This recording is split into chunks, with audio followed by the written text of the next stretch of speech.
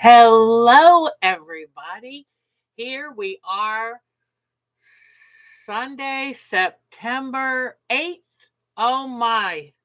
So I've got good news. We need rain, but the weather is cooler, and that is a joy, I promise. So I'm very excited about that. Hello, Marcia. Hello, Lisa. I'm getting excited already about Myrtle Beach Quilt Party. So I can't wait. Oh, so it has been a busy week. Oh, here people coming. Hi, Miss Melton. And I've got to remember to talk to Polly too, because I want to pick a date for her to do the fiber baskets with us. So if y'all see her, tell her that I'm going to send her an email and we can choose to work baskets together. Ah, it is so good to see Melton again. Oh, and Melton, when at bedtime, Mark and I like to start watching a show, or it's a video series on YouTube called Ship Spotting. And what it is it is the different ships that come into different ports. Some are cargo ships.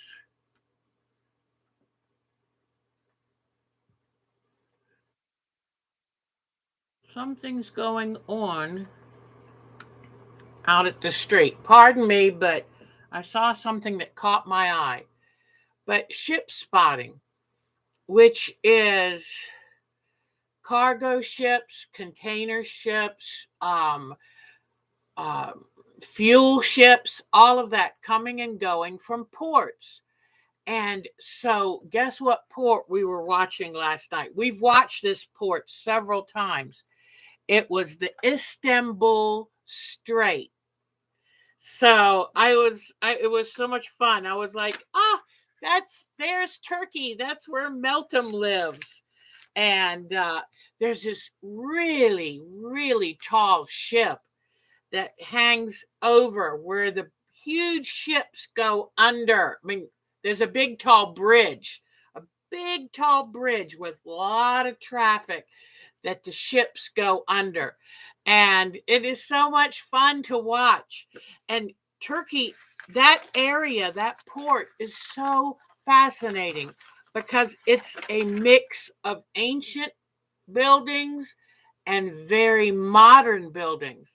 So the Bosphorus Bridge, that's what Mark said. Yes, thank you. That Bosphorus Bridge must be like one of the largest bridges in the world. It is amazing. So just know that when we watch that show, I'm waving to you. It is so much fun. So, yeah. So, you know what? The world's not that big after all, is it? So let's see who's here. We've got Meltem and Marcia. Hi, beautiful Marcia. And Lisa, my we're gonna get into some trouble at Myrtle Beach this year, aren't we? So I think we're gonna have a lot of fun. I can't wait to go. So Marcia and Meltem and Michelle Lang is here. Hi, sweetheart. I knew that you were having a procedure in September, so I hope it's all done and it's better, or that it will soon be done and you're going to be really doing well, sweetheart.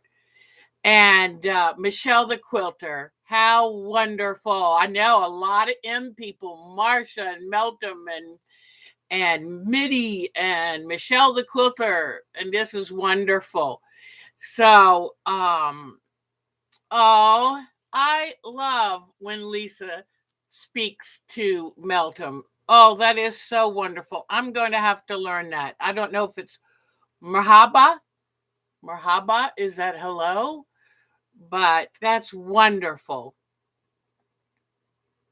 Good. Okay. And let me tell you too, what I do, I usually wait a little while to make my reservation, and then I call them the actual hotel itself, not the reservation place, but the actual hotel. You got to look really carefully to get that number or look it up in a phone book find kind of online and talk to the person at the desk.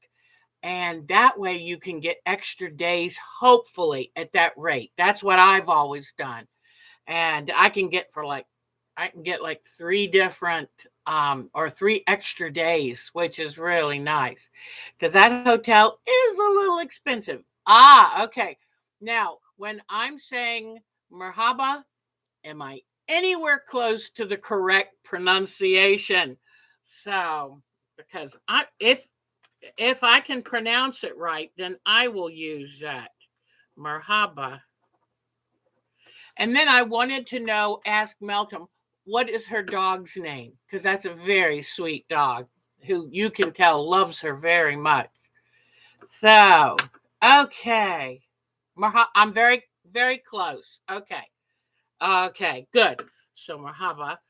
All right. Well, you know how you learn. You take your first step and you learn. So that's wonderful. Let me see. Oh, Marsha, aren't you smart? Now that's a grand idea. Very good. Oh my gosh. Now I'm seeing Lisa did a word and Lisa typed in 2 words that I'm not even going to try. So you'll be done by the end of the month, our dear Michelle. Everyone, I hope you will welcome Michelle here. She's had a rough year, but you know what? She keeps going, and I know what keeps her going, those beautiful grandchildren. She has 3 amazing grandchildren. So, oh, everyone, it is so good to see you. And okay, well, this week, I'm still feeling like I'm working so hard and it's taking forever to get anything done. That's really bothersome. But I have some progress, so I just need to keep it up. I've got my 50th high school reunion coming up. So we're doing some house cleaning for that because I'm going to have a house sitter. And so I'm trying to get some things done. Now, here is the block I started. I started this after last week's show and got it done super, super fast. So this is block 11. So I will start block 12 this week. And I have to say, if you have not tried paper piecing, English paper piecing, give it a try. It is delightful because the thinking is done for you. When you take your pieces of cardstock, your templates, and you use a fabric glue stick to glue the fabric onto each individual piece, that's not even hard, but then the work is done. And now you just sit and you sew. And I have to tell you, I don't even think about my stitches anymore. But look, let's see. Now give it a moment to focus. Look at those stitches. Are they the tiniest stitches? And let's see. Here's the front. So you can see that you don't see any actual thread from the stitches. It's so easy. Why I waited this long to try this, I don't know, because this is the future. When I get to the point where I don't want to sit at a sewing machine so much, this is going to be the method I choose. I dearly love this. Between this and doing applique work, those are going to be my first choices. So, and as you know, Lisa and I already have bought the next pattern for the next English paper piecing quilt. We got it from the Yellow Rose Quilt Shop, and the one we got was Ruby Road. And I don't know about you, Lisa, but I find the prices are very reasonable. Oh, I am fine. Thank you. Oh, wow. That's so cool. But I think that the patterns run $12 or $13 and you download them, which is wonderful because you get them right away. And then I print the instructions on regular printer paper, but I use cardstock, which you can buy relatively cheaply for the templates. And they try to group the templates together on the page. You print them out, you cut them out. And, I thought about, would it be worth my while to buy a cutting machine and to buy the cutter discs? And I said, no, not really, because most, I know they offer like hexagons, but I haven't gotten brave enough to do a hexagon yet. Our Bonnie has, but not me. And then even if you buy those cutter pieces, the cutter dies, even if you buy them used, they're like $25 a piece.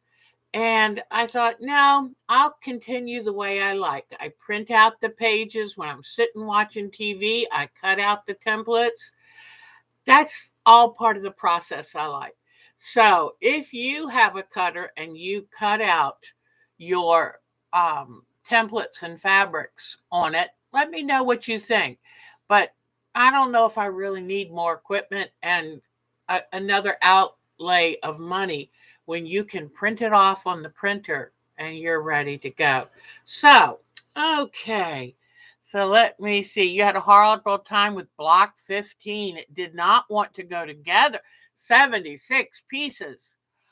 Maybe I'll do that one next and see what in the world is going on with block 15. Let me write that down too. Block 15. Okay. Oh, speaking of this kind of stuff, hi, Miss Pat. I'm going to go ahead and pull out the next number for our UFO challenge. It is number 1. Number 1. The next number for our UFO challenge. So, there we go. I keep all my numbers on top of this pen cushion. This is my very high-tech system. And so now we have our next number for UFO. So it's number 1. Okay, here we go. And I watched Miss Jody's most recent video. She was so cute. She said that she felt like she was all squirrely, changing thoughts and things. But I thought she did great. I enjoyed it very much. And I'm so sorry about the yellow jacket problem. They hurt. They hurt a lot. Mark has been attacked one time when he was cutting grass. And they're not fun. They're just not fun. So there she is. Hi, Miss Jody. So, Aunt Lisa and I have sent in our class registration, and there were some wonderful classes this year. I hope I'm getting the Sparrow class. I'm looking forward to it so much. And Jody, I'm so sorry about the one thing I hate about ground bee and wasp stings is they keep stinging. It's like a pulse, every 30 seconds or every minute, it'll sting again. That is the most frustrating part. It's like, okay, sting me once, get the pain over, but no, it continues for like an hour. So I am so, so sorry. I'll tell you, oh, well, thank you. Thank you. Yes, this is a new top I bought some months ago, and I was looking through my clothes going, I need to find something different. I tend to wear the same things, and I try to get myself to go further down the line to pick out something a little more interesting. But anyway, my daughter, I had her out chopping weeds in the horse field back when we had our farm and little farm, 10 acres in Maryland. And so we had 2 horses, and I said, could you chop down some of those weeds? Well, it is an Irish color. And oh, the tractor's still being held hostage. Oh gosh. Oh, on his lip. Oh, oh. And I'm sorry, Terry. And I wonder if he can make some kind of smoker so that he can go out without them attacking him, because that's ridiculous. I'm so sorry for him. But my daughter went out and she stepped on a ground bee nest. She came running up, and I think she tried putting her head in they were all in her hair and her face and everywhere. And she tried putting her head in the horse water trough to try to stop the stinging. We got her into the house and I put her in a bathtub of cool water with oatmeal soap and stuff. And we were picking the bees out of her hair. It was awful.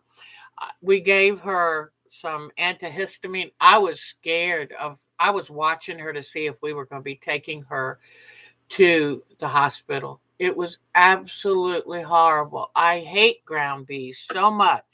He's ordered a bee suit. Good for him. Good for him. And I tell you what, Mark here, he put some spray into a ground bee nest he found out in the yard.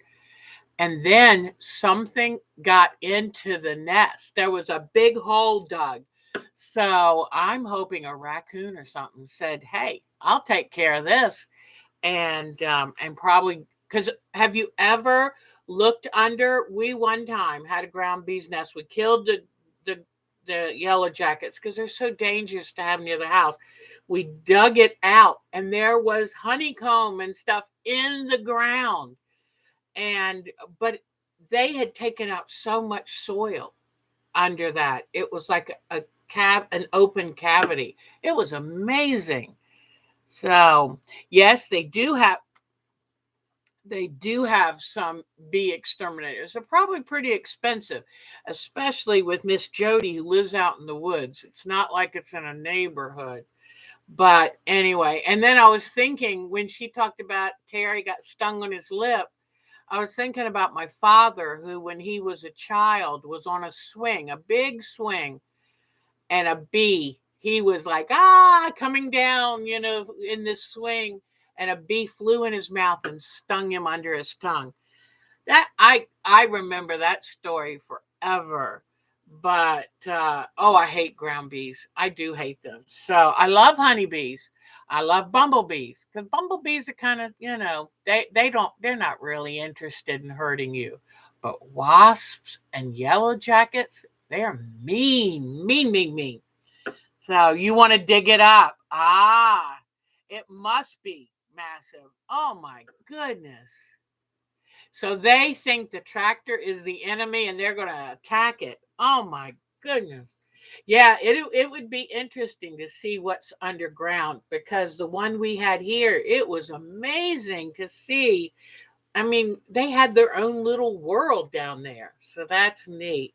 But I'm glad you're okay, sweetie pie. And keep making your videos. I absolutely love them.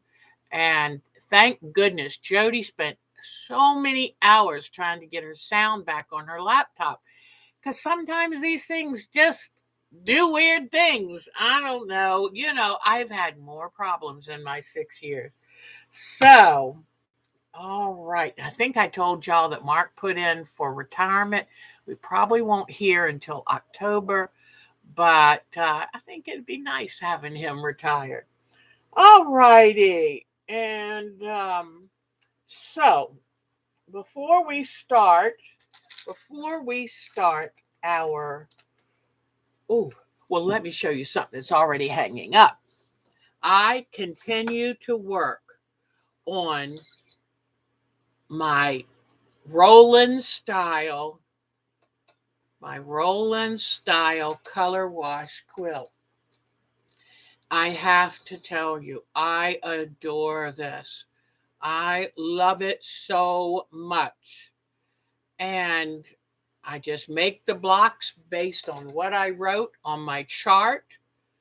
And you can see that swirl coming into play. It's going to be like this. So I have about 4 or 5 more rows, vertical rows left to do, and a few blocks down here. But I've now run out of blocks that I made, and all of the blocks, probably 40, 50 more, I have to make individually. So it takes a while. And to be honest, I can only do so much of that before I have to take a break. So I'll sew 2 to 3 hours on it and say, oh, that's it. I have to take a break. But if you've ever thought about doing a scrappy quilt like this, I highly recommend it. It is so exciting to see the different colors and how they work together and just the whole look of it. And I do love it. And I love, love, love that I fussy cut the centers. Let me see. I'll get you in so you can see some of those heart centers. Whoops. Let me turn it the right way. But here we go. See these heart centers? The things I love about this, I love that I made the blocks truly scrappy. I love that when I cut them to the correct size, I made them a little wonky. And it's totally random which way they go. I just make a cut. Now, the other day, let me see if I can go. Where's the edge? The other day, these blocks right here, it said on the thing to make the top part green and the bottom part yellow because I drew it on the square with a slash. Well, I made these upside down. And when I put them together, it bothered me. Okay, because let me see if I can pull out now. Because you'll see it goes from green to yellow. And I said, I have to take those 2 blocks out and turn them over. Well, that left a problem. And let me show you how I handled that problem. Whoops. Okay. Here's that. The problem was then the hearts would be upside down. So what I did is I carefully took my seam ripper, got the hearts out of the center. And do you see how I sewed them back in? I said, this is not a show quilt. So I did a special decorative stitch, kind of a blanket decorative stitch, and I sewed the 2 hearts back in. And as you can tell, as I back out, you can tell that unless you've got your nose right up there, you have no idea how I put them back in. And I have all different color hearts. I'll show you. I'm going to take some ink tints, and on the red and the orange, I'm going to take and color over the hearts, put a little bit more orange and put a little more red. But I am having a blast. And you know me, I love love and hugs and happiness. So the hearts work out beautifully for me. So there it is. Then over here, I hung up the background for our undersea, and I finished. Let me get up closer. Whoops, not that close. Back off. Back off just a little. Okay. Whoops, which way am I going? Come on down. There is my surgeonfish that I finished. Whoops, no, back in, back up, get back there. Whoops. Okay. And so what I did, because I shouldn't have used such a big background. Hi, Alberta. So good to see you. And Polly, she is there. I got to tell her. But I love, this is my surgeonfish. And you see that I did put the, oh gosh, stethoscope around its face. But I added some more frillies for the tail and on the body because I shouldn't have used just one fabric for the body. The point with this one is to really make them colorful and fantasy-like. So, because this is, I cut fish and appliqued them to that quilt. But here we're going to make our own fish and try to follow Miss Betty's wonderful fantasy fish. And Polly, I want to make a date with you to have you come do the show for the fiber basket. So I was thinking, let me peek at my calendar real quickly. I've got a lot going on the next few weeks, but what about maybe Sunday, October 6th? Or, yeah, that's probably a good one. Sunday, October 6th. And if you feel up to coming over, we can talk about it ahead and what things do I need to get prepared for you to teach that to us. So, oh, that's cute, Jody. A golfing dolphin. That is a cute idea. Aw, y'all are so sweet. Oh, and there's Debbie. Hi, hon. So, okay. Now, but Polly, I will send you an email. But I want to go ahead and commit to it because if I don't make a date, I'll keep saying, "Oh, we'll do that soon." And I've had people write and say, "I want to learn to make that basket." All right. So then the next thing I want to show you is I did work this week on bobbin lace because I find if I'm just trying to finish projects to get ready for the show, sometimes I get a little overwhelmed and kind of lose my mojo. So I would take time out to work on this. Now, you'll notice that I was doing a pink and purple.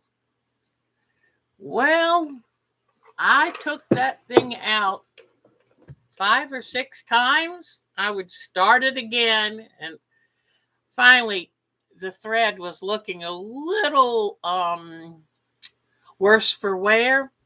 So I said, okay, all right, start with new thread. So then I started with a big crochet ball of crochet thread. I bought it because it said size 10. It ended up being too rope-like when I tried to make lace out of it. It has to be thin enough because this is, a small area that you're working in. And if the thread is too thick, it doesn't want to, when they call tensioning up, because you're trying to make the weave. Let me see if I can bring my camera down and point it to show you how.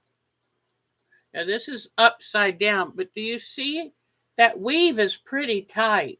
And if the thread's too thick, then you're going to have a mess. But I'm learning how to do this center and come down the sides. It's going to have a pointed top. And now I'm doing this part on the side. But this pattern's got rose ground in it. It's got spider design in it, these side things, but this is called rose ground. And so I'm going to be learning a lot of good things. But I just want to tell you, I want you to understand that it's hard. I love it, but I have to watch her and try to do it. And then if one of my bobbins kind of gets too long and I have to stop to wind it back up, then I have to back her up. I have learned how to go to the little setting. It looks like a knobby turn knob. Go to that and slow her down to 3/4. 0.75 means she's really slow. And that helps. But her voice is a little strange. But anyway, because I'm Southern and I talk slowly, I had a woman one time write and say, I watch you, but I watch it on double speed. I can still understand. So I've slowed her down to do it.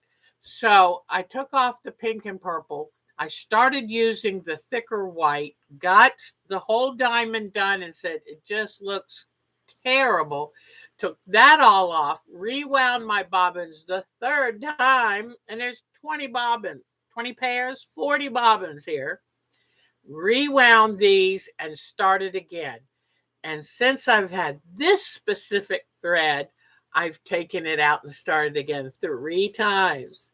So it's a labor of love and I enjoy it, but it is challenging.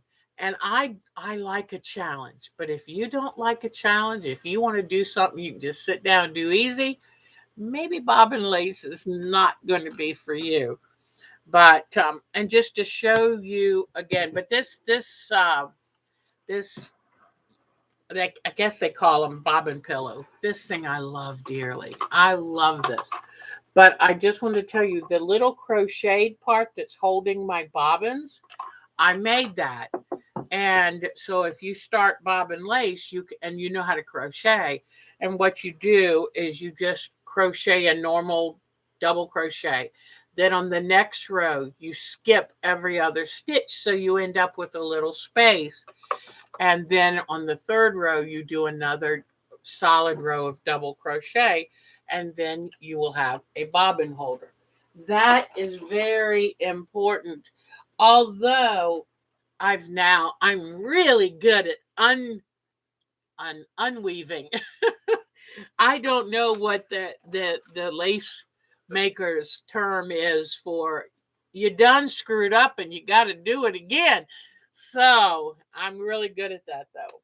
And you know what? Honestly, I heard someone on one of the videos said when you take it apart, it helps you learn and get a feel for the whole process. Now, I told y'all I was going to put these on the website, and guess what? I forgot. But I still will get these. These are pages of different, some are silly drawings, some are a little more serious, and of corals, and just to give you an idea, this one I love because it has the outline shape of every kind of fish, jellyfish, mammal fish, you name it, it has it. Turtles, probably even has a crab somewhere. But that is very helpful. I will put these on the site for you. This is also helpful because you can, you get a chance to just, I'm looking at all these different surgeon fish. That's the one that I just got through doing. But sweet lips, grouper. I'm not sure what to do. Pardon me. I've been cleaning the house pretty deeply, and let me tell you.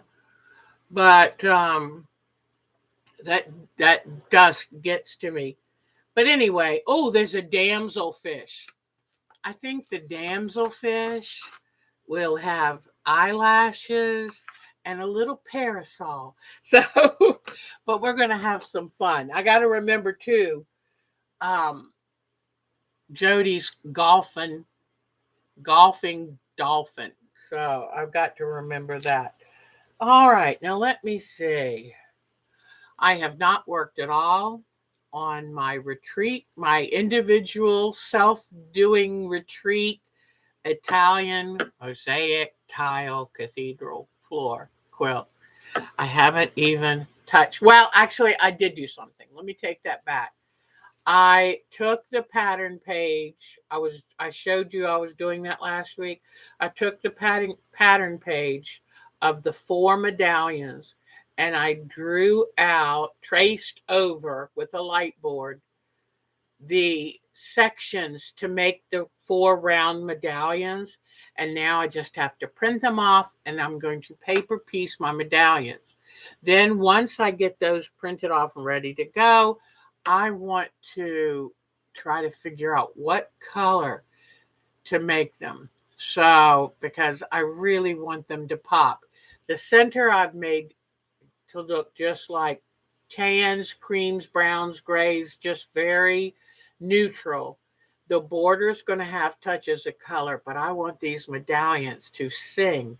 So it's going to I'm going to really work on that. I hope I'll have some time this week, but I might not be able to get back to it for a couple of weeks. So let me tell you, I've gotten to a stage where energy is just not my forte. And I'm still exercising every evening, every night before I go to bed. I don't care if it's 2 in the morning, what. When I go to bed, before I go to bed, I have to exercise. But uh, it's the body just doesn't want to respond. So I'm trying. I just looked at this pen because it looked unusual. Be careful when you buy some of the new, they look like a pen, but they're sharp cutters. Be really careful with those.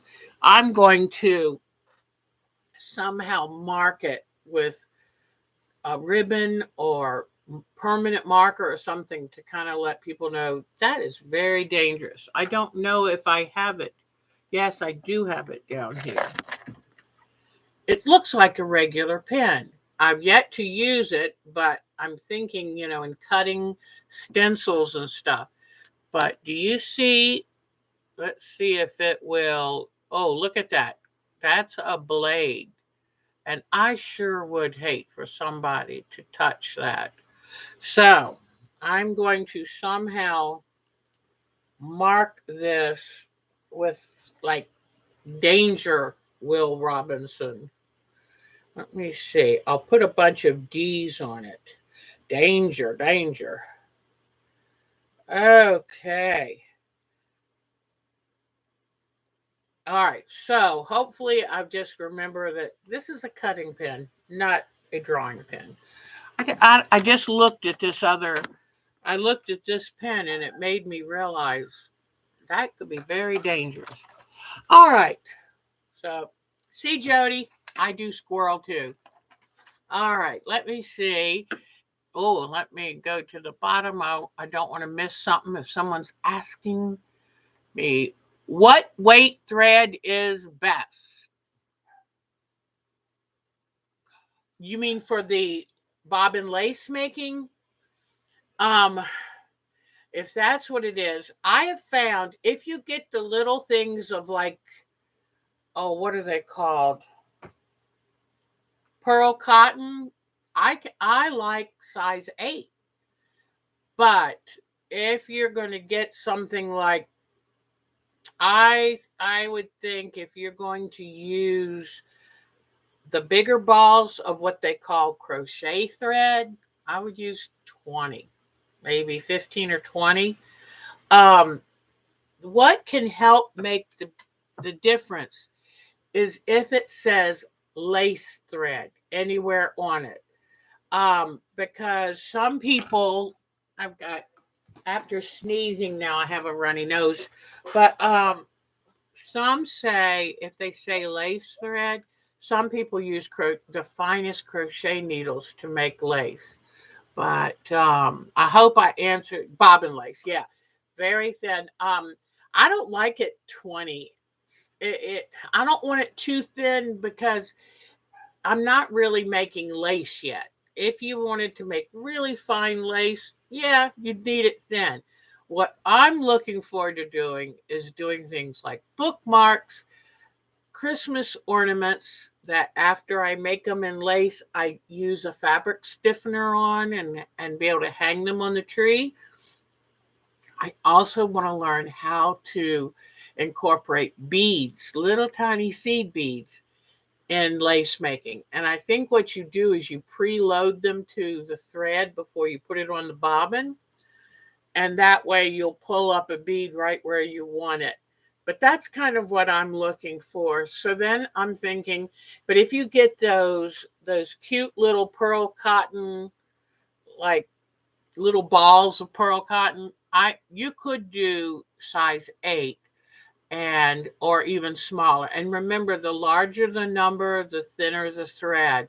So a size 20 is very thin. And but those big ones that I bought a pack of 3 that are size 10, the big ones, they're too big. So who knows? Maybe I'll sit and play with actually using a crocheting a lace. I had a sister-in-law, Susie, who years ago made me a lace collar, and I dearly love that lace collar. I used to wear it. I had a black sweater, and I used to wear it around the neck of that black sweater, kind of like Ruth Bader Ginsburg. She was a sweet lady. All right, well, let's see. Any other questions? All right. That's cute. Okay.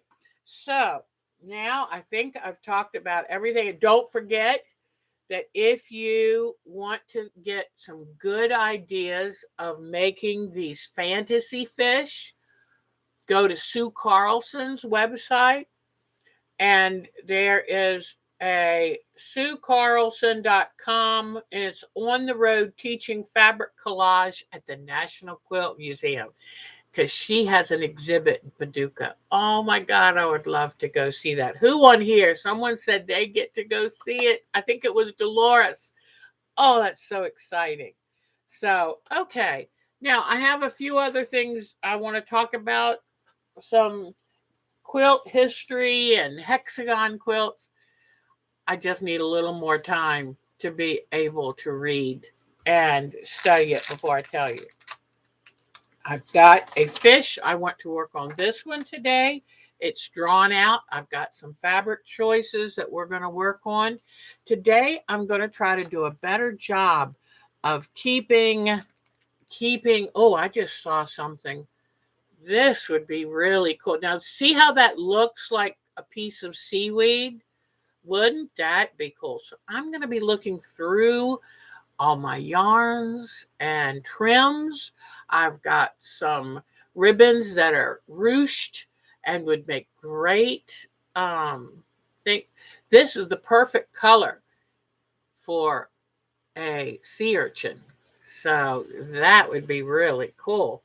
And then to do the spikes out of it, you could use a decorative stitch on your sewing machine. So this is going to be a lot of fun. But I did order something because remember I told you that my last quilt, I have the whale. Whoops, it's right. The whale right there. And his eye is looking at you. And so I want to replicate the eye. And I'm also going to put in there something in honor of Miss Jody's first art quilt that I had seen, which was Bacon of the Sea, which I'll show you when we do show and tell. So I said, what can I get to make an octopus?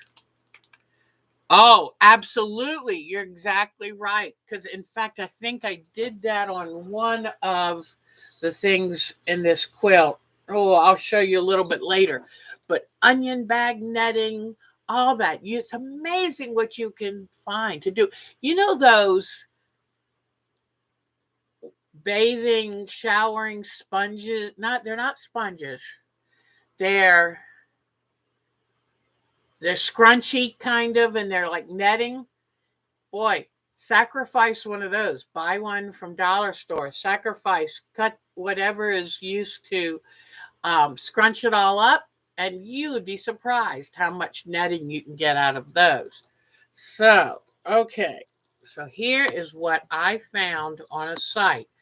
I was looking and I saw these. They're earring backs and they're silicone. See how they're smushy? Guess what that looks like? But that's a great idea, Lisa. Thicker yarns, chenille yarns. Oh my gosh. But see how it's squishy?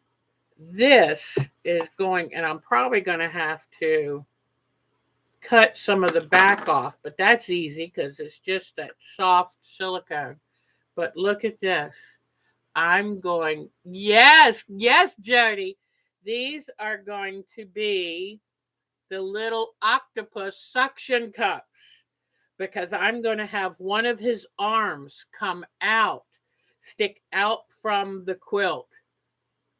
Isn't that going to be cool? So I just got these in and said they are perfect for the suction cup. Yes, Lisa. Oh, y'all, look at y'all. Y'all are so smart.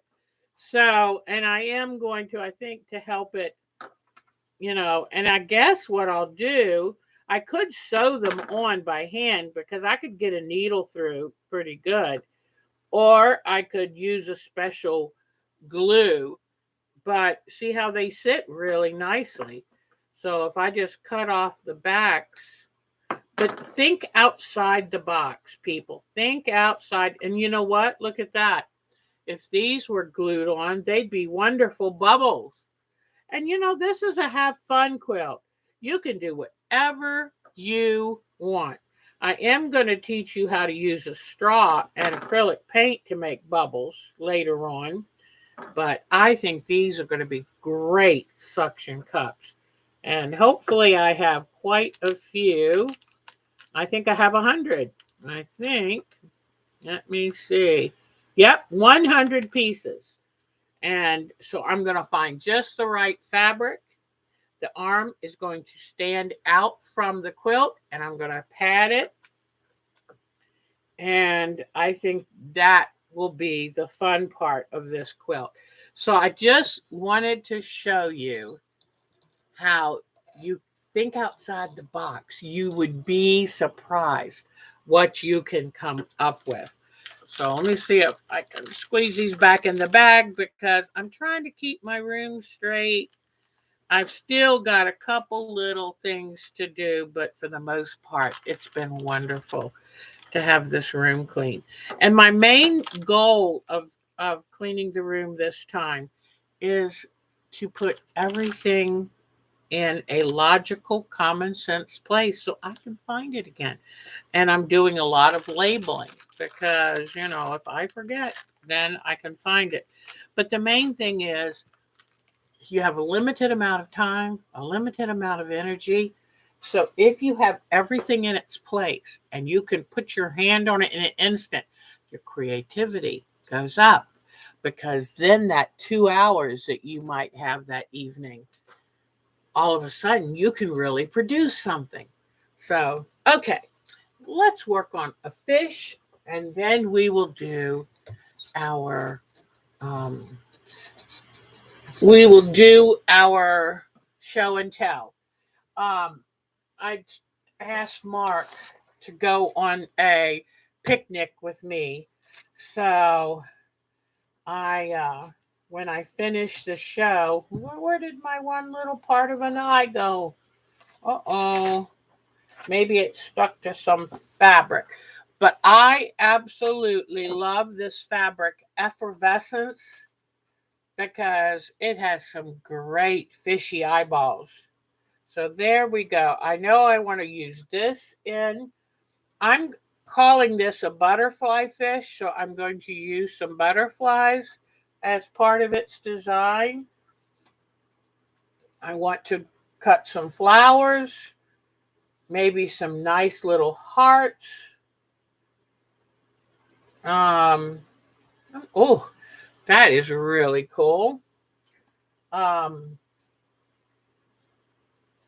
Feathers. I tried to grab some fabrics that I thought would be pretty cool. And this, I think, is going to be really good for this. Okay. Oh, I found the part of the eye I was missing. Y'all give me just a moment to go see what's going on out front. I'll be right back, I promise. All right. Something's still out front.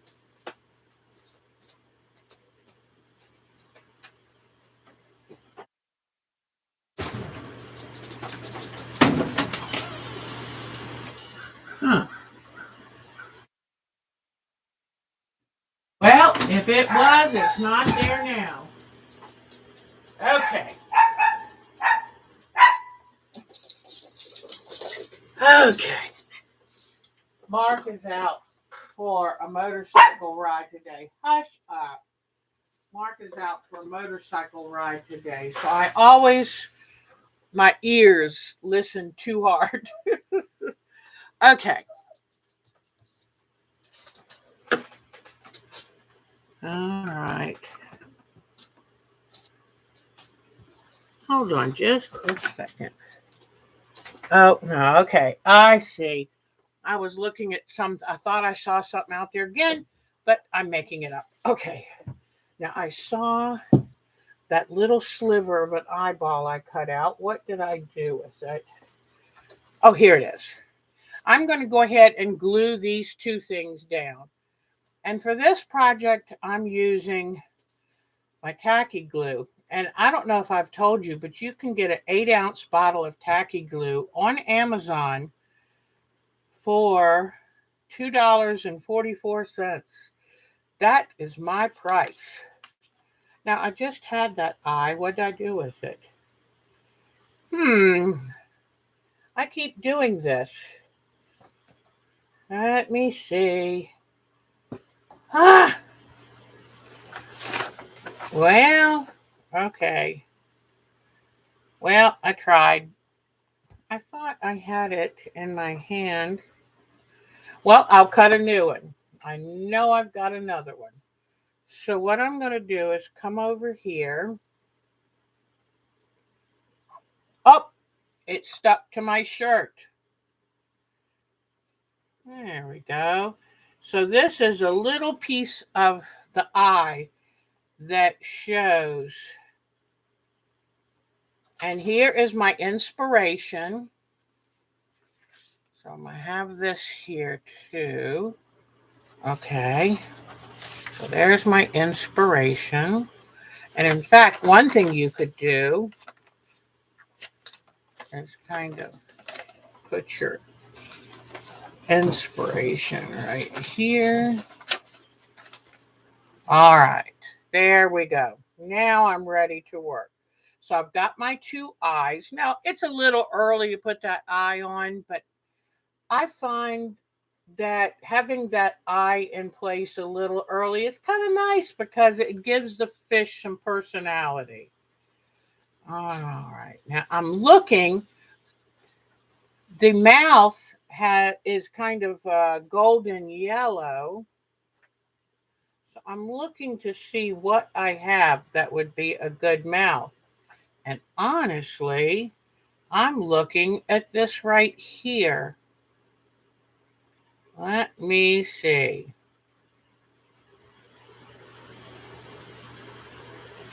I'm going to trim this piece out.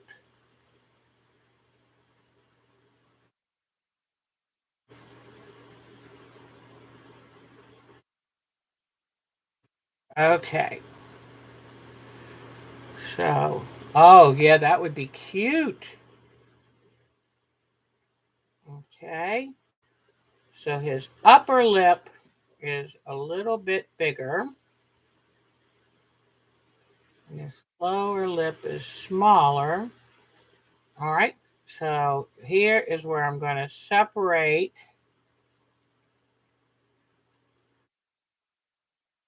Put some glue here.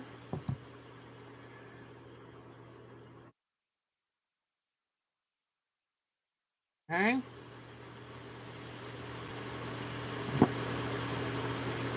Place this right under here.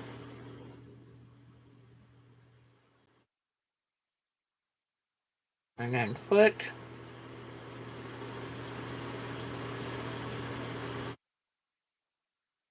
I wish I could turn that around a little. I think I'm going to do his top lip, in two pieces. If I put that cap down instead of keeping it in my mouth, you can hear me better. I'm thinking doing the top lip in two pieces and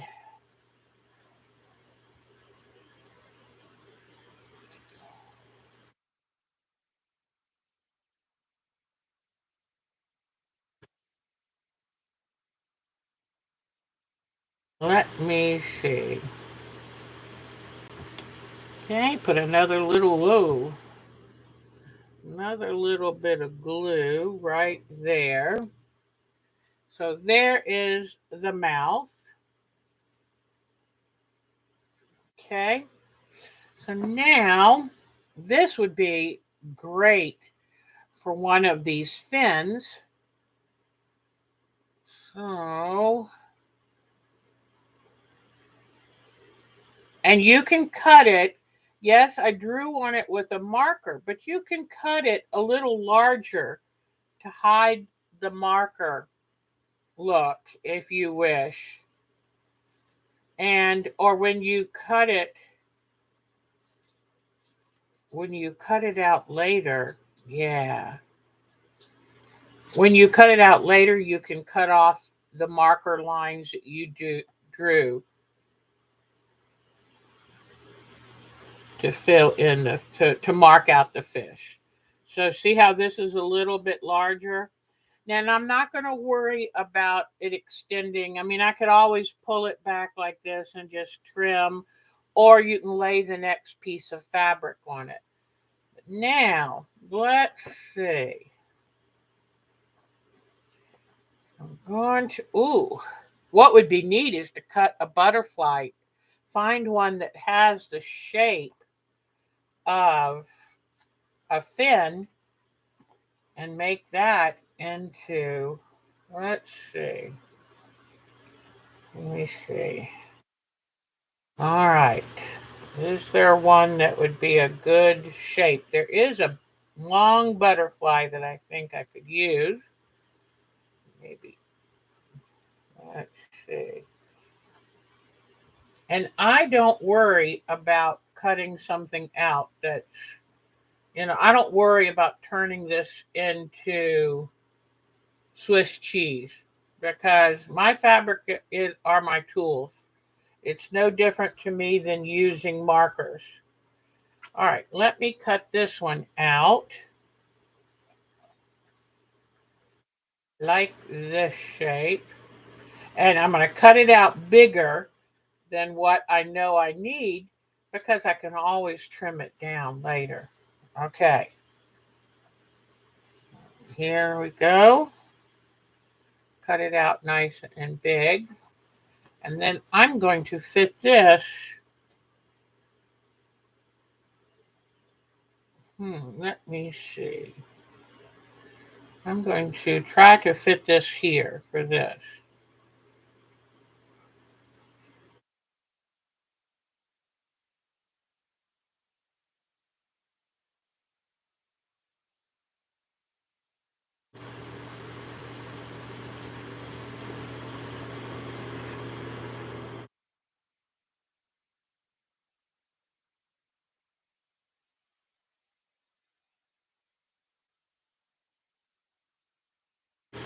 All right. So now, no. You know what? I don't like this light part here. So what I'm going to do is cut this part out.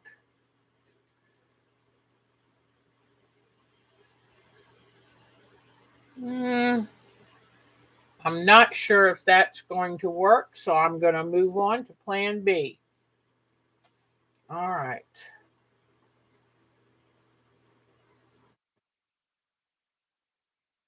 I'm just going to cut a big hunk of this fabric out so I can then pick what I want to use. I like the idea of doing the, oh, you know what? A smaller butterfly. Oh,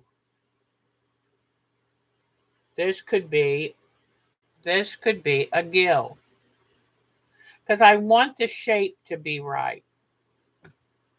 So this, look at that. It acts as this fin, but then comes up and acts like a gill. I'm going to use it because right now, even if these fish, if they don't turn out to be what I put in on my background, I at least am trying different ideas. So that worked for that. Good for that. All right. Now, um, let me see. You can take and cut out some of these floral designs and audition them around. You know what? That looks really good for that top fin. So what I'm going to do,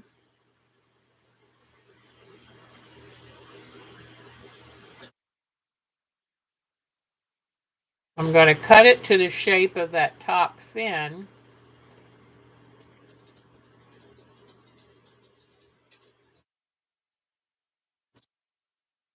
like this. Okay.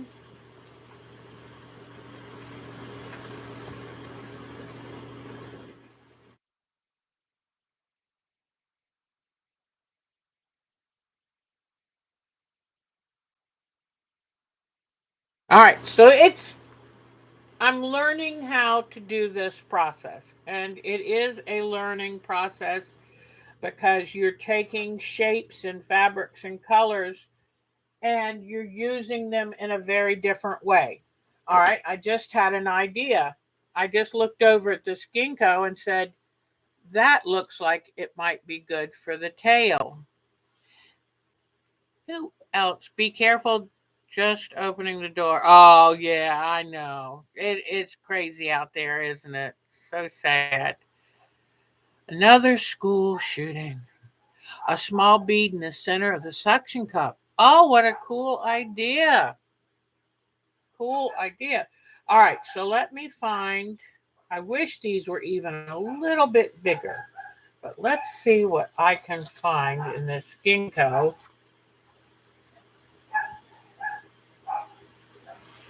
Let's see. And I could always stack a couple together. Oh, this is a real good grouping. Look at this group. I saw these kind of grouped together. So it's like, let's see what I can do.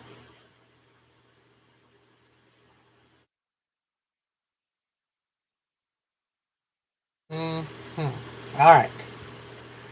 So I think I'll like this. And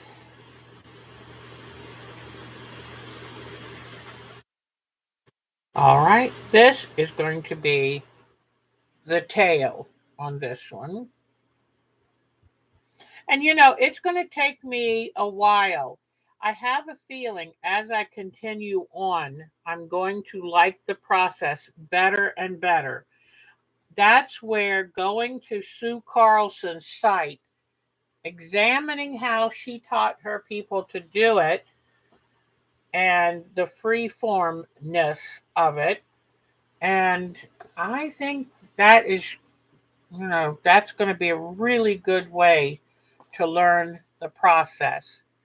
But it's going to require messy room, getting a lot of different fabrics out to try. I was wondering, oh, you know what? Wouldn't that be a good fishtail? Look at that. It's just looking at things in a different light. Mm, I love that idea. Maybe I'll save it for my next fish. But wouldn't that be a really good fishtail? So, what can I do with something on here? I think that I'm going to use this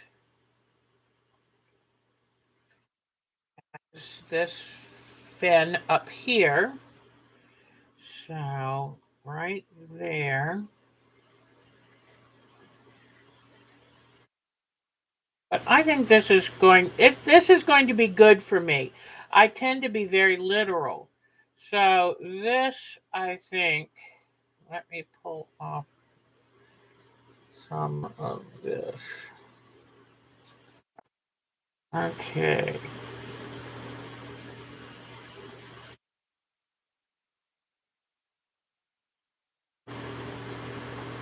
So just keep working. You want to have movement. You know, think about the fish's body, and you're kind of, by unusual designs and colors, you're trying to flesh this. It's a fantasy fish, but you want to show the movement, the scales on a fish. Now let me see what of this that I can use. This is a little tricky to do in person, but, oh, and this fabric. I had used some of this fabric earlier. This is wonderful fabric. In fact, this would make, oh wow, that would be really pretty there. Let me grab my scissors.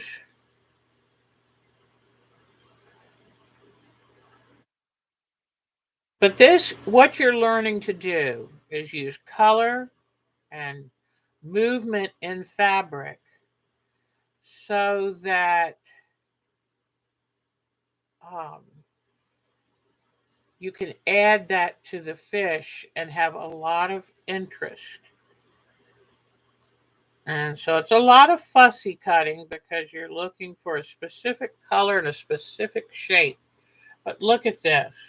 And I'm going to put it right there. I love that. Okay, so I'm just going to put some glue on.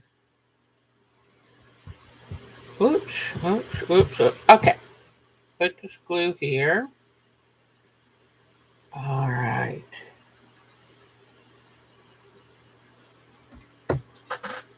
I'm liking it. I really am. This is much better than my first attempt. So think of, okay, which way does the fish move? You want to pick a design that works with the contours. I think I'm going to cut this piece out and make this. I'm going to cut this out for here. Or maybe I should use a different color. Let me use something a little more exciting. But it's a great way to look at fabric. It's a great way to look at fabric and say, what else could this be? We do that a lot with our landscape fabrics, where it's like, what could look like grass without being imitation printed grass, you know? And sometimes people want to buy the exact print, but what I like better is, what can oh, look at this. Now this fish is becoming very stylish, and I like that. I am going to lift this edge up and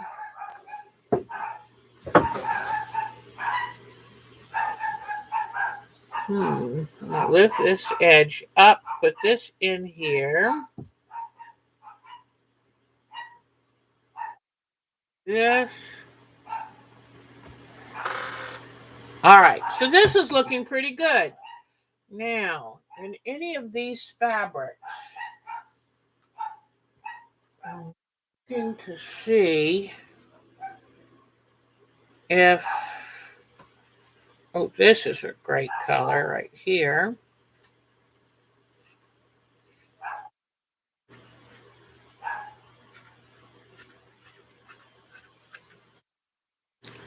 All right.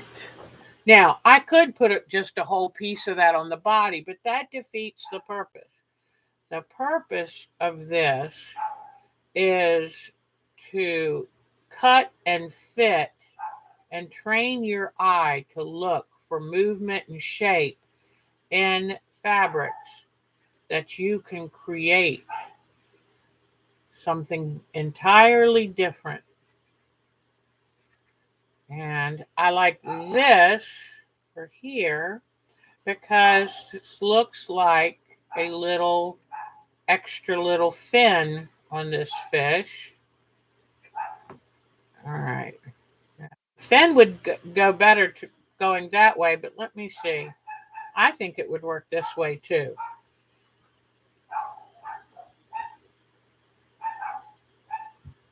Okay. So now I'm going to place this here. Oops, let me bring it down just a touch. Don't want to hurt my eye. There we go. There we go. So I'm getting the hang of it. I think I'm getting the hang of it. And okay. Yeah, I live in kind of a small little neighborhood, but it's a sweet place. All right, now let me see.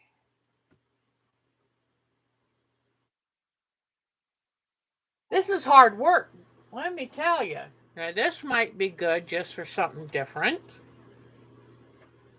This would be good for something different. Nope, don't want to add any more of those, because if I add too much of one fabric, it'll take away from what I've already done. This must be one of my early batiks, because this fabric is pretty stiff. So this is probably a very early one. All right, I think this is a double thickness. Yep, it is.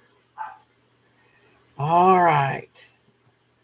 Aha, I just saw something I can use. This is a great exercise for training your eye. See how this has movement in it, where the color, I cut it out right where that color was. So now,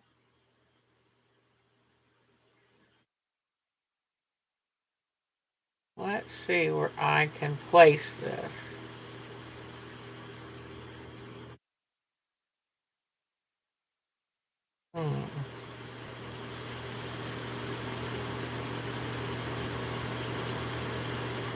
The only problem about gluing it with tacky glue is it could be a little tricky to pick up, but I think we can do it.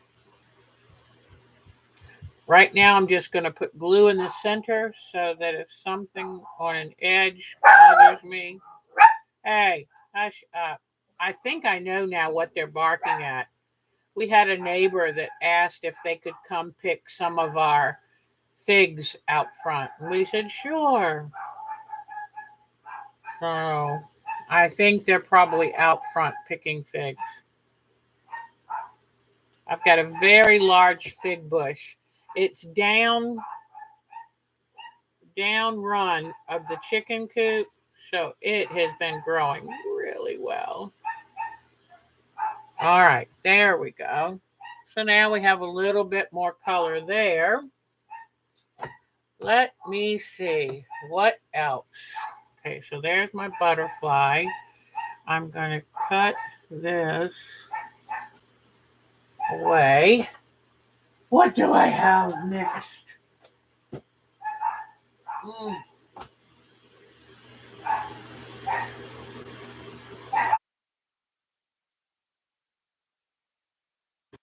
No, using sharp differences of color is a pretty good idea too, because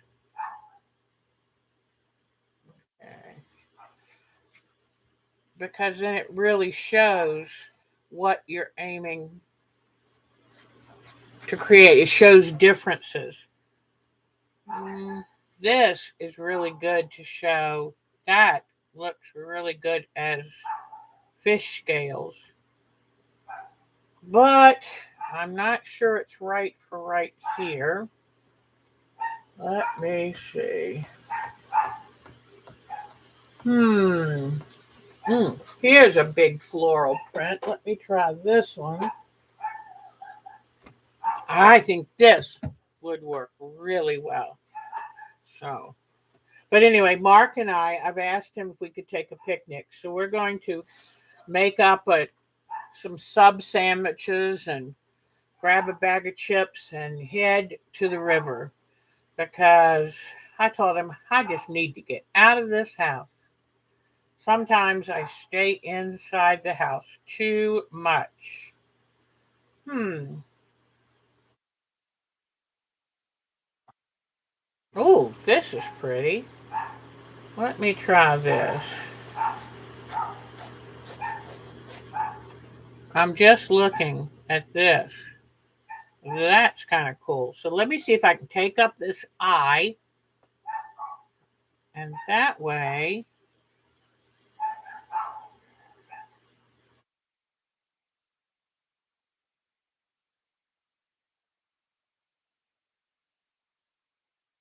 let's see. All right. So let me take off a little bit of this. I don't need this.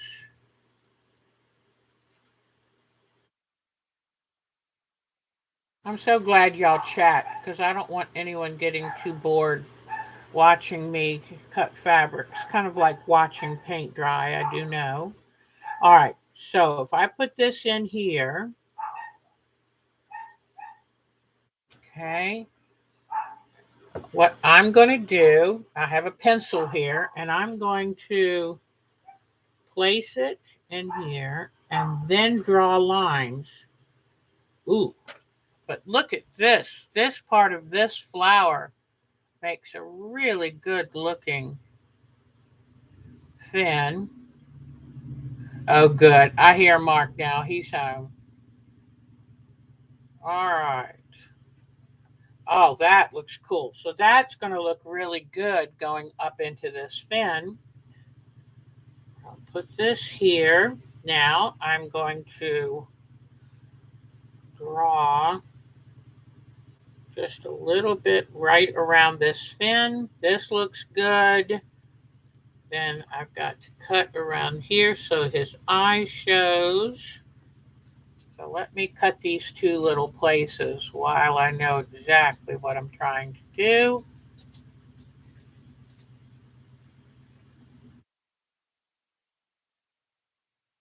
Right. Do you hear Mark's bike?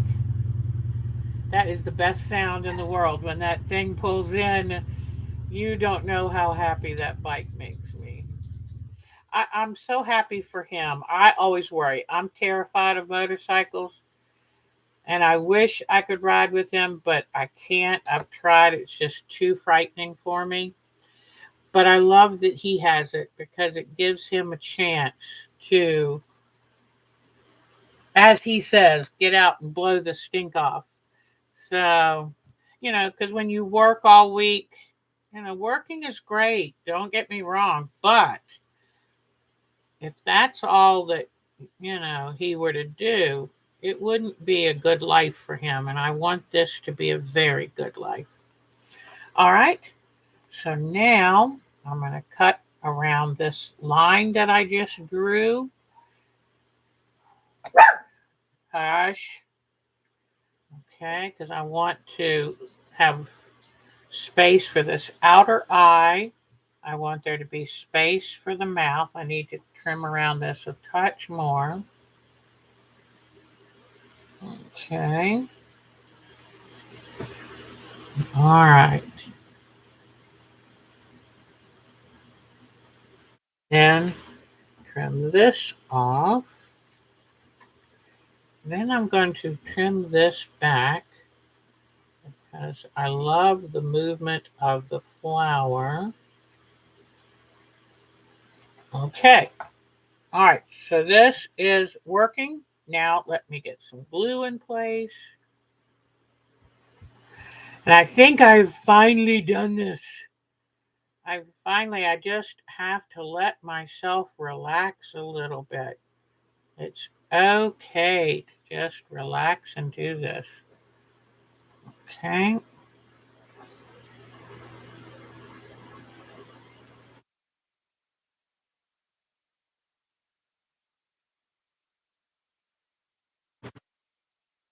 Mm.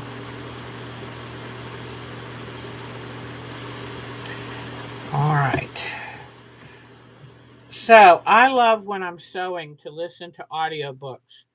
Oh my gosh. I found on YouTube audiobook by Rachel Kane. That thing scares the you know what out of me. So I'm going to be very, very happy to finish. I've only got just a couple minutes left of it. And I'm not sure I'm going to listen to another one of hers. It has been so scary. All right, I'm putting my eye back in place. And here is my fish. And I did it the Susan Carlson fantasy fish way. Let me cut a little of this black off. And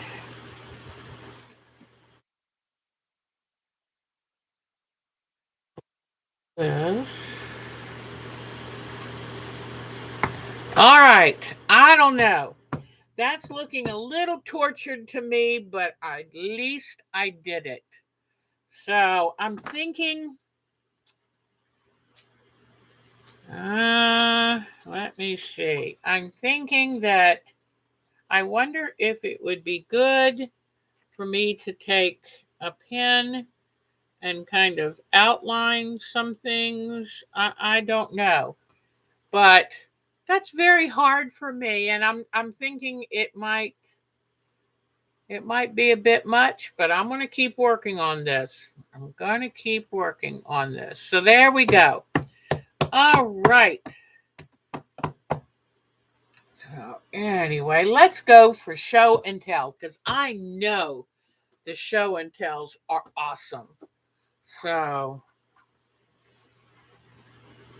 let me put this over to dry and let's do show and tell.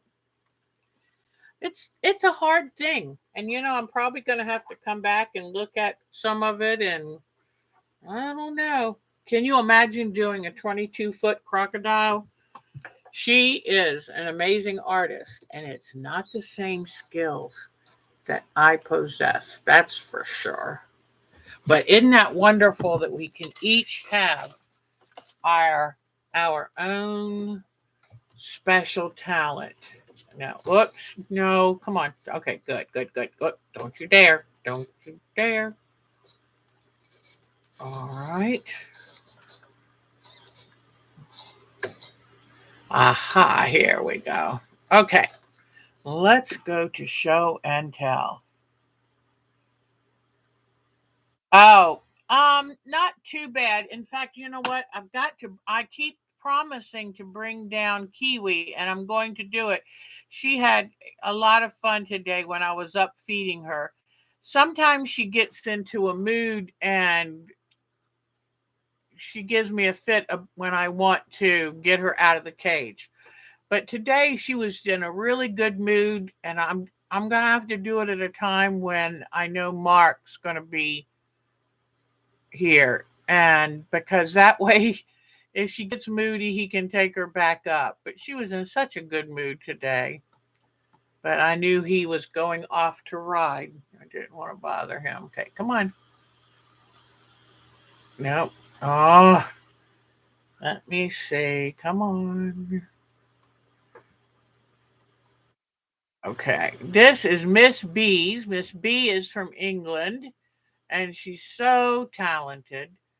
And I love, love, love her art. And this is a card, and it is just beautiful. Look at that. Isn't that beautiful? And it looks like I'm trying to decide whether it's drawings or whether are like stamps or whether it is hand embroidery. It's very pretty. Isn't that beautiful? Art can take so many forms. And you reach a point where you get tired of making too many big quilts. So doing something like this is a wonderful idea. For one, I'm thinking I really do need to reduce the size of my quilts because I'm not always going to have room for that many. Now, this is absolutely beautiful. And this is from Miss Betty Meisner. She's just so talented. That's lovely, lovely. And her dahlias, oh my gosh, they are so pretty. Look at that. Beautiful, beautiful. All right. Let's see what else. Bonnie she has been so productive of late. My goodness, and I know what that's like you get in a good place and you're just cranking along, and that is a wonderful feeling. And I love all her little clip piles that are holding hexagons that she has probably fussy cut and glued down. And you can see with this hexagon, it is fussy cut, which just, it's wonderful. It brings all kinds of new possibilities. And here is one of her beautiful cross stitches. Beautiful. To me, that takes so much patience. That is amazing. Here is block exchange. She belongs to a couple block exchanges. And look at this wonderful table runner. And I think it's petals, but that, I just love that. Look at that. Nice job with the curves. Her beautiful, beautiful black work. Beautiful. And she has been working. Whoops, nope, I mean to bring that up. Nope, nope, nope, don't go that way. Okay, let me bring this up because it's got her table runner. Look at her hexies. She does an outstanding job of fussy cutting those. And her wonderful dragon here. Let me see. Look at that dragon. That is really beautiful. Okay. And then here is a red work dragon. She does love her sweet dragons. More dragons. Red work. Another block exchange. And I've had several comments about how cool, what a neat idea to have cans. And I would think, take off the top and bottom so it doesn't hold water. And you paint the cans and then put them in with beads. That is a wonderful boho idea. And I love boho stuff. Becky took me whoops, we went to Asheville, North Carolina, and there was an amazing boho shop. And my daughter, she started laughing because I was like, I was drawn to it. And she said, "Oh, you found your mothership." It's like, yes, I have. So, oh, got to say hi again to Chloe. Oh my gosh, I love that puppy. And look at this wonderful undersea quilt. All right, let's see who's next. Miss Jody. Aha. I am going to. Do you see where I got an idea for an octopus? And I have watched some documentaries, and octopus are very intelligent creatures who would like to be pets. Um, this one man, he's a scientist over on the Pacific coast, Northwest, and he brought home an octopus to observe. And the thing that surprised them all is it became a much loved family pet. Keep in mind that octopi only live about 18 months. That makes me sad. So, but I'm going to make just like Miss Jody made, I'm going to make my own octopus that lives for a long time. So let me see. Then we'll back up to, look at this quilt. And if you go to Quilt Squirrel, and look, you will see that she's been working on this last side where they're doing applique work on top of her neutrals light log cabin. So that's really lovely. Way to go, Miss Jody. And oh, I'll show one more time. She got a first place ribbon at the fair with this beautiful shirting quilt. I love this. Way to go, Miss Jody. Love it. Okay. Now, let's see who is next. Julie. And Julie sent, oh, she finally finished her partridge without a pear tree quilt, and I love it. And so now it's hanging. Look how square and nice it hangs. Beautiful work. And I assume she appliqued. She also told me that besides doing applique for the birds, she used um, permanent or color markers. They are fabric markers, and she used, I believe it. She told me it was acrylic paint to do the berries and things, which are just exquisite. And that's what I love about multimedia, because you can really make the art your very own. I'm showing you this close up because I said, how did she hang this? I was really curious. I know that you can use tulle in between the quilts to hang them. She said she uses fishing line. So she probably has a piece of fishing line between these two corners, these two, these two, and she may even run them horizontally so that because they're hanging so beautifully. But Julie is very talented, very smart, and thank you for sharing that with us. Oops, I'm supposed to go the other way, but aren't they beautiful? And they're hung so beautifully. And let me show you this close up because, oh, look at this. The way, so she painted those marker and paint, and look at the way she did the little glint of light, made them look so real. And now we know why they're slightly translucent looking. But her stitching is beautiful. Look at that cute little chickadee. Oh, and her quilting on it is amazing. Look at this. Isn't that cute? And I love that. It looks like she did outline stitching with black thread for that. That is awesome. Love, love, love it. So way to go, Miss Julie. Oh my, these are applique berries here. She's a very talented lady, and I'm so glad she's a member of our group. Very talented. Thank you, Miss Julie. And thank you for writing to tell me. She said she had watched last week's show and heard me trying to say, how did she do this? Got to show Miss Mary's socks. So cute. Oh my goodness. Look at that. That is so cute. And I love the colors. Here is her temperature quilt.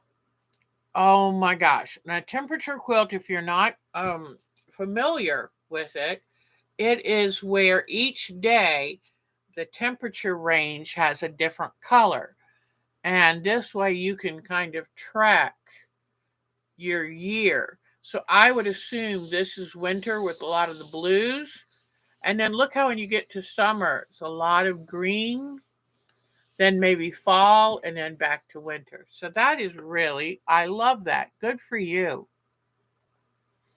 Okay, let's see who else. I don't think I have anything. Ah, Miss Melton, wonderful pictures. I'm going to just go through and show you all of them again. And this is a wonderful small quilt. It looks like with these blue pieces that maybe she's tying the quilt. So, you can tie a quilt like with yarn or something. Just make sure you find a way to knot it very carefully so it doesn't come loose. But isn't that wonderful? I love that geometric design. And these look like amazing pine cones. And it is a fried dough in syrup. Looks really good. And here she has taken her quilt to hang it in a public park. Beautiful. I'm wondering if it's like a swamp park, so it's got raised walkways. What a beautiful place to photograph that quilt. And I love that. That quilt is what you would call a tessellation, where that little like spinning star is the only shape you need to have a solid quilt. Good job on that, hon. There's a close up of it. Beautiful quilting. Beautiful quilting. And placemats. Wonderful placemats with fussy cut hummingbirds in the center of this log cabin and wonderful whimsical flowers. And this purse, it's like a chenille type, but it's with folded fabric. It's beautiful. Wonderful purse or tote bag. Lovely. Another one with crazy quilt blocks. How wonderful. And big stitch quilting on it. Very pretty. And I just love this. I'm not sure what building this is, but it is beautiful. She had a vacation and she took pictures. Here's a sweet little kitty who now has a chance at a better life because she spent hours rescuing it. Hours. So look at this beautiful view. Oh, that would be amazing. I love bodies of water, mostly lakes. Look at this. This must be an ancient house. Isn't that something? And look at her dog. What a sweet, cute dog. And they roasted corn on the beach. That's pretty cool. There's another picture of her dog at the sunset. What a beautiful view. Isn't that gorgeous? Oh, I'm so glad she gets to have those vacations. Look at this. It looks like a wonderful tropical lagoon. How pretty. Except it does look like an olive tree over here. I'm not sure if they have olive trees in the Amazon, but isn't that beautiful? That was just such a gorgeous. I love the color of the water, and you can see different landforms under it. And she offers these on her own website. She offers these wonderful bookmarks, printable instant download. So she's got a lot going and enjoying life. All right, let's see. Miss Mitty, look at Mitty postcards. Are they just wonderful? And I can see sequins and beads and wonderful hand embroidery stitches. It's wonderful, just wonderful. So keep in mind, sometimes the most creative, beautiful thing you can do that week would be a postcard. This is just lovely. Her hand stitches all of the different knots for the Queen Anne's lace and the delphinium.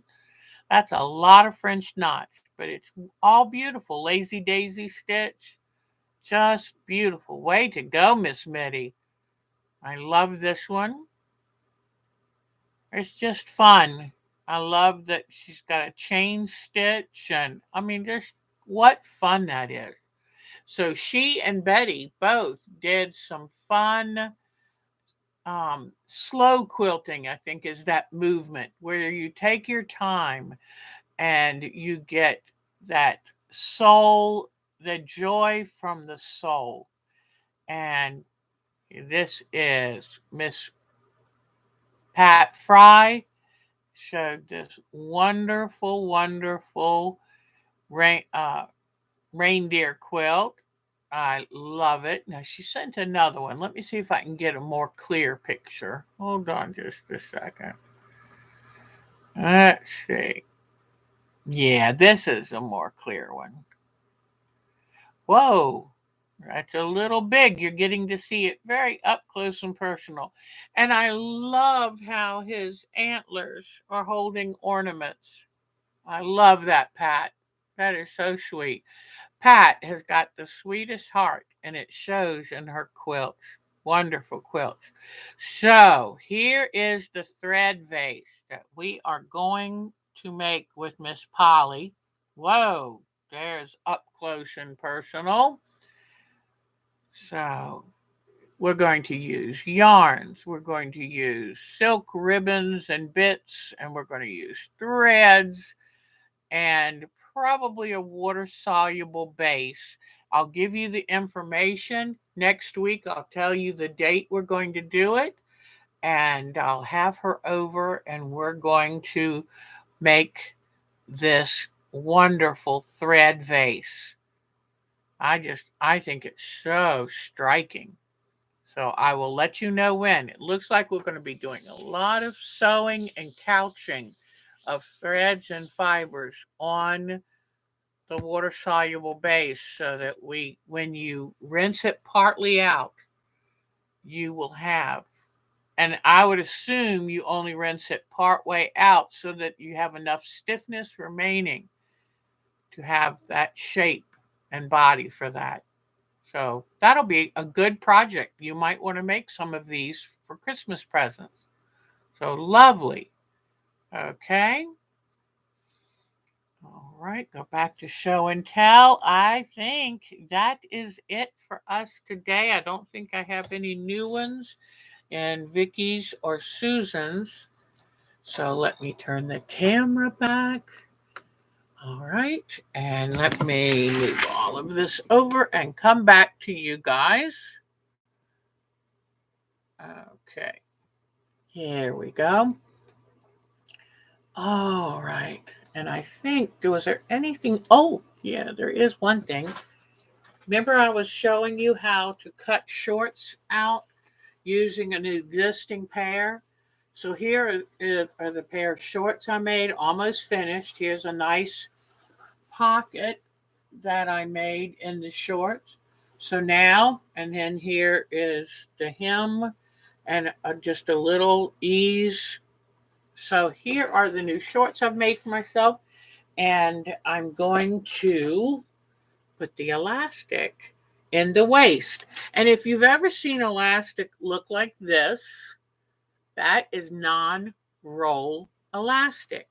So the way it's made, it's hard to make it try to roll, and makes it very comfortable, and it makes the outfit hold together nicely. All right, so I'm not too sure what I think of my fish, but he is very colorful. So I might have to take some of the busyness out of him, just a little, but we'll keep working on that every week until we get just the look that we want. I'm going to go study some more. It'd be nice if I could have taken Sue Carlson's class. That would be nice.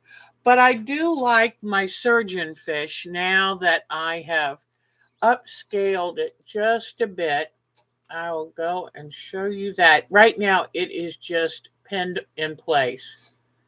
But whoops, come on, Deb. Look, no, this way. But I like that a little better. That was a little too plain. This one's a little too fancy. So oh my goodness.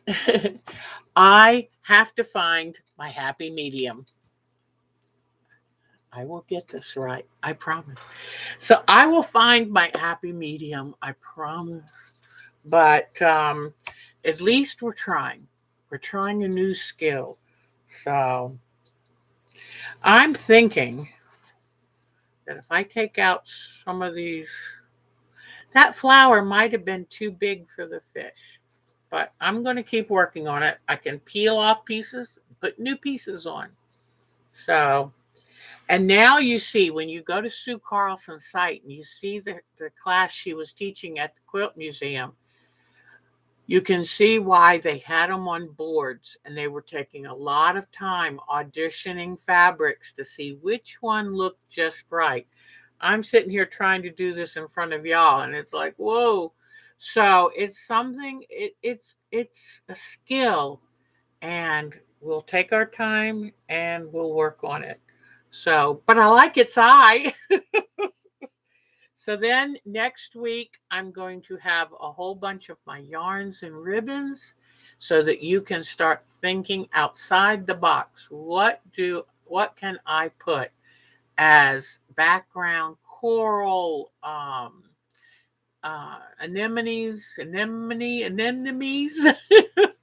But I will show you all of my yarns and ribbons, and we'll start talking about what we're going to put in the background.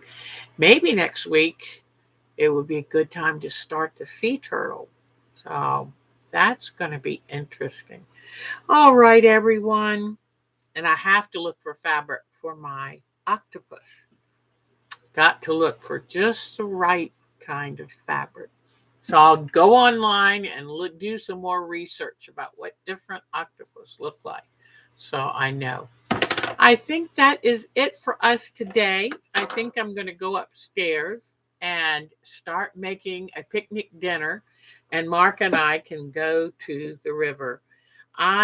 When I want to do something that soothes my soul, I go to water, because there's nothing like a river or the ocean or a lake to just soothe my soul. So I hope that you will do something for your soul this week.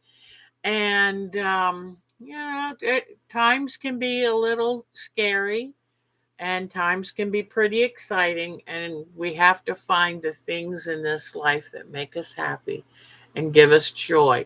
This is not a trial run. This is the only one we get. And let me tell you, it is so precious.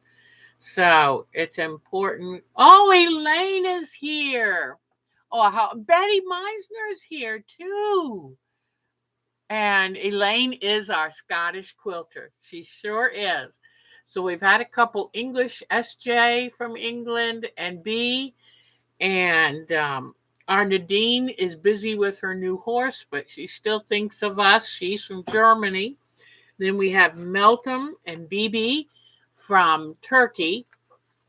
I just love this group. Just absolutely love this group. But take good care of yourselves. Do something. You're going to go see Twister. Good luck. Now, I'm going to warn you. I went to see the original Twister back in the 90s. I got so nauseous from the motion. It took me a half an hour to feel better. So if you at all feel a little queasy, give your eye a break. Just close your eyes for a bit. But boy, you'll have to let us know next week, Jody, how that was. I'm afraid to go after my experience last time. But that should be fun. Good for y'all there's Miss Joe. I love seeing Miss Joe.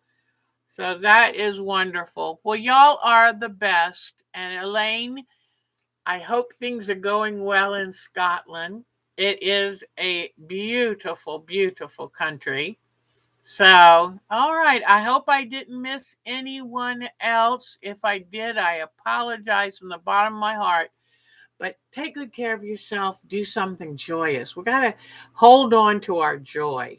And because, it's up to us. It's up to us to find the joy in life. So, and quilting and art is a pretty good way. It's hard to, if you look at that Colorwash quilt, it's hard not to feel real happy. So take good care of yourself. Bye bye, everybody. I'll see you next Sunday. Bye bye.